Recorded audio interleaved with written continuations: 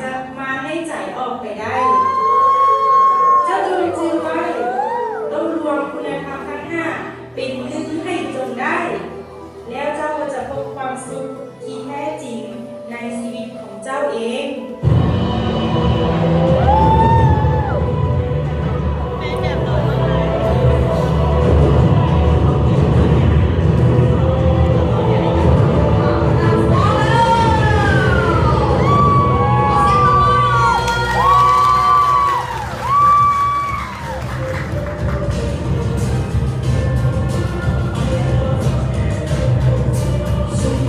ความกล้าหาญยอดแห่งปัญญาโล่แห่งความเมตตา